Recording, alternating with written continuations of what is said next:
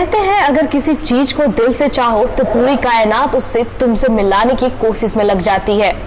इसी कड़ी को जोड़ते हुए नोएडा स्थित मारवा स्टूडियो में दूसरे दिन Irish film festival of India का आयोजन किया गया। भारतीय संस्कृति के अनुसार दीप प्रज्वलन और गणेश वंदना के साथ कार्यक्रम की शुरुआत की गई। कार्यक्रम में मीडिया, टीवी कला और संस्कृति से जुड़े कई अतिथिगण ने अपनी उपस्थिति दर्ज कराई। ICMEI के संपादक डॉक्टर संदीप मारवा ने उपस्थित सभी लोगों का शुक्रिया अदा किया और 115वां बैच का स्वागत भी किया। सिनेमा के बारे में बताते हुए कहा, जब भी आप सिनेमा देखते हैं तो आपको उसकी कहानी से लेकर उसके संगीत सभी बातों पर ध्यान देना चाहिए। सिनेमा अपने आप में पूर्ण है, जिसे जितना ध्यान से समझकर देखोगे आपको उतना सब कुछ समझ आएगा। सिनेमा बनाने से पहले सिनेमा देखना बहुत जरूरी है। मीडिया, टीवी और सिनेमा क्षेत्र आपको आगे बढ़ने के लिए तन, मन, धन और धैर्य रखकर मेहनत करने की जरूरत है, तभी आपको सफलता मिलेगी। कार्यक्रम में उपस्थित अन्य अतिथियों को संदीप मारवा द्वारा membership Indo Ireland film and cultural forum certificate दिया गया। कार्यक्रम में प्रश्न उत्तर के सत्र भी रखा गया। वहां मौजूद लोगों ने उपस्थित अतिथि गण से कई प्रश्न किए और प्रश्न उत्तर का जवाब भी पाया। कार्यक्रम के अंत में योगेश मिश्रा द्वारा उपस्थित सभी अतिथिगण संदीप मारवा स्टूडेंट का धन्यवाद ज्ञापन किया। Afternoon on the second day of Irish Film Festival of India. I'm so thankful to Mr. Atul Tiwari for calling it second IFFI. Let's give a big hand to second IFFI. The first IFFI only finished 3 days back in Goa, and though we are absolutely ready to have our own 15th edition of Global Film Festival on 8th, 9th and 10th of December, which is right at the corner, and we are preparing in a big way. And that was the time when we decided that this little small IFFI, the Irish Film Festival of India, is acting today as a curtain raiser to our 15th edition of Global Film Festival. Let's give a big hand to the second day of IFFI. प्यार नहीं है सुर से जिसको, वो मूर्ख इंसान नहीं। सुर इंसान बना देता है, सुर रहमान मिला देता है, सुर की आग में जलने वाले परवाने नादान नहीं। Yes, the fact is that if you don't love art and culture, then trust me, you're not a complete human being. So somewhere down the line, the God has already given you this programming to fall in love with art and culture, so that you can turn out to be a better and a good human being. Yes. There are different ways to learn from this art and culture. One of the best, powerful source of communication is cinema, and that's the reason that we got into cinema and this communication part of cinema in this campus. We started a cinema school, and we are one of the most successful cinema schools in the world today. I'm associated with a large number of film festivals around the globe. And I have learned that the language of cinema is not French, Hindi, English, Marathi, Bengali, German, but the language of cinema is emotions. That's what you have to learn, and that's why we all are here. And that's the reason that we try to bring in best of the cinemas from all over the world to this campus, so that you can learn in the most fastest way, because cinema's impact is the highest. Probably, I don't know how many years you're going to take to fly to Ireland in your life. But my job is to bring Ireland right into the classroom, so that you can learn about Ireland, its history, its culture, the people, living style, lifestyle. And what you're going to learn with these films, my God, how many books you're going to read may not be able to teach you, but the minute you see one cinema, it teaches you for lifetime. A good cinema, when it leaves impact on your mind, it carries with you till your last. कहानियां सुनानी है, कोई सुरखाब के पर नहीं लगे हिंदी में, लेकिन फिर भी आप देखेंगे कि जब हिंदुस्तानी फिल्म इंडस्ट्री ने जन्म लेना शुरू किया, तो पहले तो फिल्मों की कोई भाषा नहीं होती थी। भाषा मतलब सिनेमा की भाषा होती थी, लेकिन कोई जबान नहीं होती थी कि फिल्में हिंदी बोलेंगी कि अंग्रेजी बोलेंगी कि उर्दू बोलेंगी, क्योंकि फिल्में बोलती ही नहीं थी, साइलेंट फिल्में थी। लेकिन जब सन 31 से फिल्मों ने बोलना शुरू किया और पहली हिंदुस्तानी फिल्म बनी आलम आरा, तो आलम आरा का प्रोड्यूसर कौन था? हिंदी बोलने वाला था? नहीं, वो या तो फारसी बोलता था क्योंकि उसका ताल्लुक तेहरान से भी था, या वो गुजराती बोलता था क्योंकि उसका ताल्लुक गुजरात से भी था। उसके बाद में जब और लोगों ने हिंदी फिल्में बनानी शुरू की, जिसमें शुरुआती दौर में देवकी बोस एक सज्जन थे, क्या वो हिंदी बोलते थे? नहीं, वो बांग्ला बोलते थे। बाद में अगर और चले तो बहुत से बंगालियों ने फिल्में बनाई, हिमांशु रॉय एंड कंपनी, क्या वो हिंदी बोलते थे? नहीं, घर में वो बांग्ला बोलते थे या इंग्लिश बोलते थे। इंग्लैंड में बहुत साल रहे थे। अब अगर हम चले वी शांताराम जी की बात करें और आगे चलते हुए, तो क्या वो हिंदी बोलते थे? नहीं, वो मराठी बोलते थे, पुणे के रहने वाले थे और शुरू में तो मराठी में ही फिल्में बनाते थे। लेकिन या एस वासन की बात करें जो मद्रास के रहने वाले थे, उन दिनों मद्रास कहलाता था चेन्नई, क्या उनकी भाषा हिंदी थी? नहीं, फिर भी उन्होंने हिंदी में क्यों फिल्में बनाई? सोचा है आपने कभी? इसलिए कि भारत की आबादी जो उस समय जब पाकिस्तान भी हमारा हिस्सा था, तो 40 करोड़ की आबादी में 10 करोड़ लोग हिंदी बोलते या समझते थे। आप लोग प्लीज समझिए कि मैं जब यहाँ आई हूँ आज सुबह, मैंने अपने आप को 11 बजे झकझोरा कि चलो फिल्म देखने चलते हैं, तो असल में मेरी जगह यहाँ पे है आपके साथ। मैं इधर बैठने के लिए नहीं आई हूँ, मैं तो एक सिनेमा गोअर की तरह यहाँ आई थी मारवा स्टूडियोज में। तो मारवा जी ने बड़े अपने, जैसे इनका he is very eloquent and very persuasive, तो उन्होंने बोला नहीं आप यहाँ बैठिए, 2 शब्द हमारे स्टूडेंट्स को बोलिए। वैसे मेरी जगह आप लोगों के बीच में है, तो ये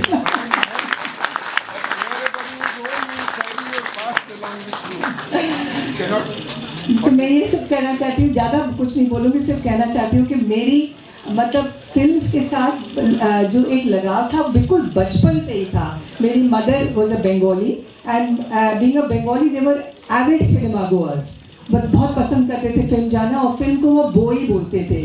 सो for boi means a book, so it was like a visual book, so a cinema was considered equal to reading a book. So they were very fond of going to films and वो ज़माने अलग थे। आजकल हम लोग एक button दबाते हैं अपने लैपटॉप पे, फ़ोन पे, तो सब फिल्में आपको देखने को मिल जाती हैं, लेकिन हम लोग को मेहनत करनी पड़ती थी but I used to love that, seeing a film on the wide screen. आज भी मुझे कोई फिल्म खास देखनी होती है तो मैं उसको बिल्कुल भी ये अपने टीवी स्क्रीन पे नहीं देखती हूँ। I make an effort to go and see it on the wide screen when it comes, otherwise I won't see it. का दूसरा दिन था, तो क्या कुछ कहना चाहेंगे आप? बहुत मज़ा आ रहा है और ऐसी फिल्में आज यहाँ पर दर्शाई जा रही हैं जिनको शायद ढूंढना मुश्किल होता है आम आदमी के लिए। ईफी का ये दूसरा दिन है। बड़ी खुशी से कहना पड़ता है कि Irish film festival of India जो भारत देश में पहली दफ़ा ऑर्गेनाइज़ किया गया है, जिसके लिए मुझे देश भर और दुनिया भर से बहुत बहुत मुबारकबाद आ रही हैं। ख़ास तौर पे एम्बेसडर साहब और आयरलैंड की सरकार के सब महत्वपूर्ण लोगों ने हमें मुबारकबाद भेजी है आज के इस फेस्टिवल के लिए। और अभी एक सेमिनार का आयोजन किया गया था जिसमें सभी लोगों ने आयरलैंड से जुड़ी हुई फिल्म इंडस्ट्री के बारे में चर्चा की। बहुत सारे सवाल उठे, सवालों का जवाब दिया गया और हिंदुस्तानी फिल्मों और आयरलैंड की फिल्मों का फ़र्क, उनका जोड़, और सबसे बड़ी बात तो ये है कि ये नहीं भूलना चाहिए कि फ़िल्में जो हैं वो किसी भी देश के कल्चर को बहुत खूबसूरत तरीके से दर्शाती हैं।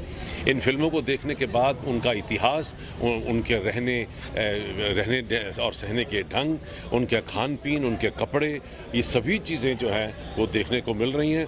और उससे ज़्यादा मज़ा आ रहा है कि जो आयरलैंड की खूबसूरती है वो इन फिल्मों के ज़रिए बेहतरीन तरीके से प्रदर्शित की गई है। आयरलैंड और भारत के बीच के जो रिश्ते हैं वो आर्ट एंड कल्चर के थ्रू आप यहाँ पे दिखाया जा रहा है, तो इसके बारे में क्या कहना चाहिए? देखिए, मैंने हमेशा ये माना है कि फिल्में जो हैं वो किसी भी देश के कल्चर का सबसे बड़ा आईना होती हैं, क्योंकि फिल्मों को बड़ा सोच के, बड़ी रिसर्च करके तैयार किया जाता है। और जब फिल्में बनती हैं तो अगर उस देश की कहानी है तो वो उस कहानी के ज़रिए ऑटोमेटिकली वो सारी चीज़ें उभर के बाहर आ जाती हैं जिनको आप देखना चाहते हैं। और युवा जो है आयरिश फिल्म्स में काम करना चाहें तो कितना स्कोप होता है उनके लिए, क्या आप सोचते हैं? देखिए, अभी ये हमारा पहला प्रयास है। लोगों को पहली दफ़ा ये सुनने को मिल रहा है कि हिंदुस्तान में आयरिश फिल्मों का फेस्टिवल हो रहा है। बहुत लोग हैरान भी हो रहे हैं कि ऐसा स्टेप आपने ही क्यों उठाया।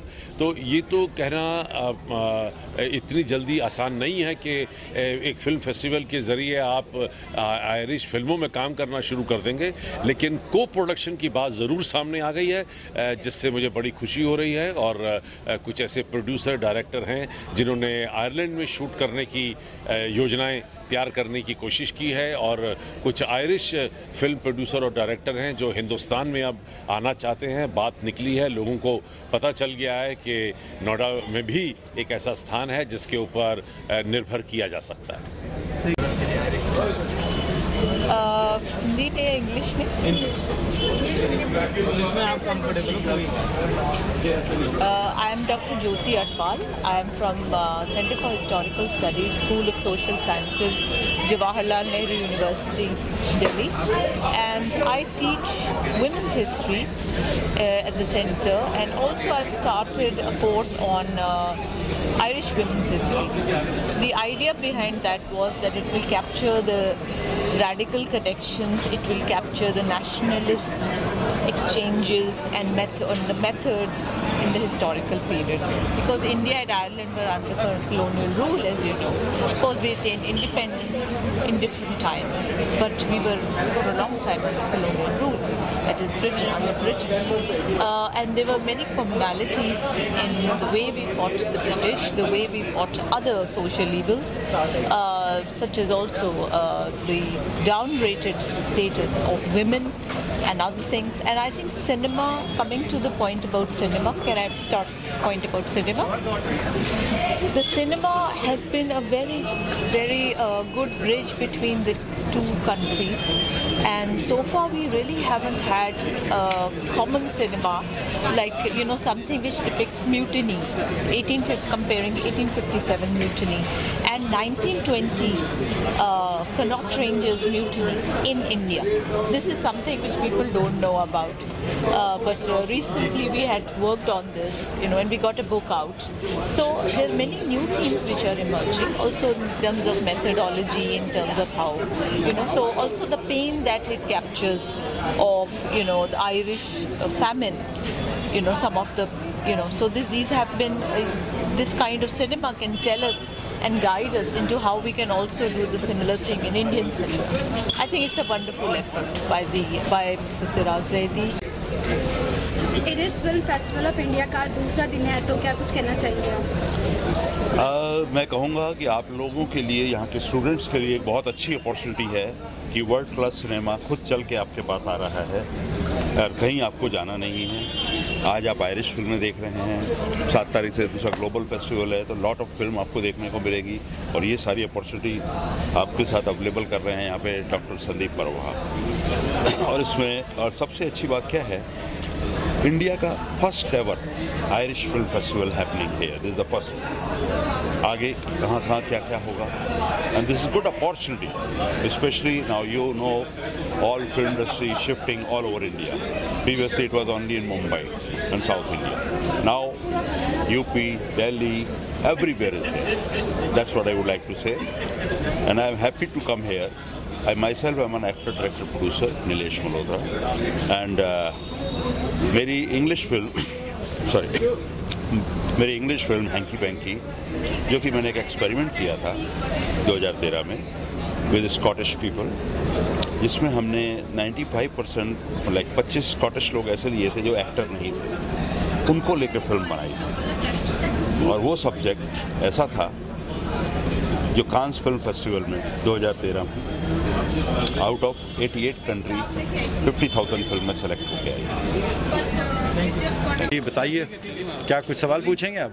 Yes sir. हाँ सर, आज दूसरा दिन था आयरिश फिल्म फेस्टिवल का नोएडा मारवा स्टूडियो में, क्या कुछ कहना चाहेंगे? देखिए, फिल्म फेस्टिवल यूजुअली जो होते हैं, जिसकी मैंने बुनियाद वहाँ आयरलैंड में डाली, वो 5 दिन का 4 दिन का, पहले स्टार्ट किया था मैंने 7 दिन से, क्योंकि film festivals are just not the watching films, इसके साथ बहुत चीज़ें जुड़ी हुई हैं। मैं लाइव डांस भी करता हूँ इसमें फेस्टिवल में, मैं इसमें चर्चा भी करता हूँ, जो कि बहुत इंपॉर्टेंट चीज़ है जो अभी मैंने करी आज जो चर्चा हुई सेमिनार में। Seminar is the soul of the festival. जब तक कि टॉक ना की जाए, बात ना की जाए फिल्मों के ऊपर और फिल्म इंडस्ट्री के ऊपर कि क्यों कर रहे हैं, बहुत बड़ी एक सोच होना चाहिए कि what ever you do in life you should say, why am I doing it? There's other things in life important. Life is short. So why we are doing film festival is to educate people about film, about film industry and all that. All of that, and then the most important of all from my point of view is to celebrate. This is a celebration of that. काम भी है, काम तो है ही, वो बहुत serious काम आप करना है आपको ज़िंदगी में इसको फिल्मों को लेके, लेकिन उसके साथ साथ आप उसको एंजॉय भी करें, मनोरंजन भी। ये इंडस्ट्री जो है वो मनोरंजन इंडस्ट्री है, ये बोरिंग आईटी शाइटी इंडस्ट्री नहीं है, अगर ऑल दूसरी तरह की इंडस्ट्री नहीं है, हिस्टोरियंस। तो इसको आप एंजॉय करें और जितना आप एंजॉय करेंगे उतना आप क्रिएटिविटी इसको अपने अंदर डालेंगे। So festival should reflect all that. और उसके बाद जो स्ट्रक्चर्स हैं फेस्टिवल्स के, जो कि डिफरेंट फेस्टिवल्स जो हैं वो डिफरेंट स्ट्रक्चर्स होते हैं, इसमें होना चाहिए। और तो हमारा ये पहला कदम है, मारवा स्टूडियो से बहुत जल्दी इसको हमने ऑर्गेनाइज़ किया, इसमें हमारे पास ज़्यादा टाइम नहीं मिला। तो आप देखिए आगे क्या होता है, नेक्स्ट ईयर हम इसको कितना बड़ा करते हैं, थोड़ा सा 2 के बजाय हम 4 दिन का करेंगे। लेकिन हमारा आइडिया ये भी है कि इसको हम पूरे भारत में ले जाएं, बम्बई ले जाएं, कलकत्ता ले जाएं, मद्रास ले जाएं, चेन्नई ले जाएं। So that is something that I wanted to do it with it, and it is a great start. And what a wonderful start with the students of films, the films which you are studying, films that you're going to make in the future. So therefore your knowledge should be rich with all the films in the world, the films that have been made by, and Irish films are different. Irish films are very different because they are driven by their own culture. और आज नई चीज़ जो हो रही है वो ये कि क्रॉस कल्चरिंग हो रही है। मेरा पैशन है क्रॉस कल्चर। अतुल जी ने एक बड़ी अच्छी बात मेंशन कर दी थी, हमारी एक हिंदुस्तानी लड़की की डेथ हुई है आयरलैंड के अंदर, और उसके ऊपर मैंने स्क्रिप्ट लिख ली है, तो मैं उसके ऊपर फिल्म बनाना चाहता हूँ, पूरी विश्व में जाएगी फिल्म। क्योंकि एक भारतीय लड़की की डेथ विदेश में हो जाती है, इसमें भारत में पता तो चलना चाहिए ये कि क्यों हो गई, कैसे हो गई और किस मुद्दे पे हुई उसकी, और उसके होने के बाद उस देश का कानून बदल गया। बहुत बड़ी बात है ये। उससे पहले उनकी अपनी लड़कियां बहुत मरी हैं, लेकिन उनके ऊपर कानून नहीं चेंज हुआ। एक भारतीय नारी की जाने से उस पर उन्होंने अपने देश का कानून, वो उस देश की ग्रेटनेस देखी है आप। ये बात मैं हाईलाइट करना चाह रहा हूँ। तो इस टाइप के सब्जेक्ट जो हैं वो बड़े पावरफुल होते हैं और यही सब फिल्म फेस्टिवल्स में जाते हैं, क्योंकि फेस्टिवल की एक अपनी दुनिया है।